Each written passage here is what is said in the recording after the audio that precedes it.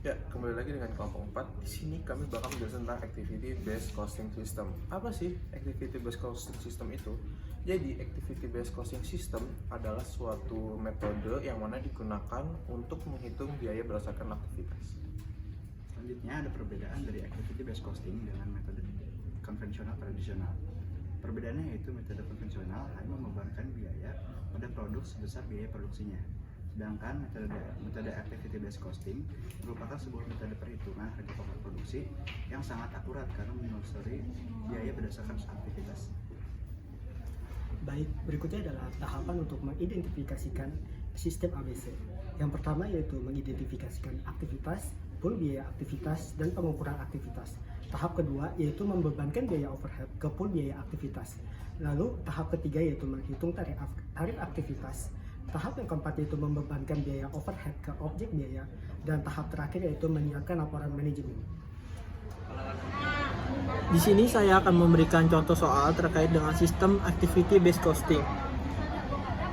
PT Karya Wisesa Industri adalah perusahaan yang memproduksi kertas karton berbagai jenis dan ukuran sebagai bahan pembuatan paper combs pada industri tekstil. Produk yang dihasilkan adalah chipboard dan greyboard. Berikut data-data operasional perusahaan terkait kedua produk yang dihasilkan. Untuk produk chipboard, unit yang diproduksi sebanyak 5.000 unit dengan harga jual per unit sebesar 9.500. Biaya yang dikeluarkan untuk bahan langsung dan tenaga kerja langsung sebesar 3.500 dengan jam tenaga kerja langsung sebanyak 4 jam.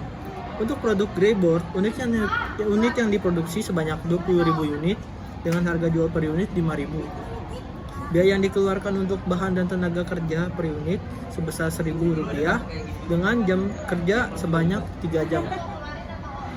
Berikutnya ada pemicu biaya konsumsi aktivitas yang terjadi pada perusahaan dengan rincian berikut dengan total biaya seluruhnya sebesar 55 juta.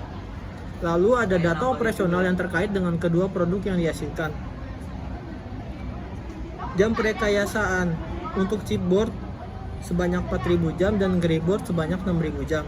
Jumlah setupnya 150 untuk greyboard 50. Jam mesin sebanyak 40.000 untuk chipboard dan greyboard sebanyak 60.000.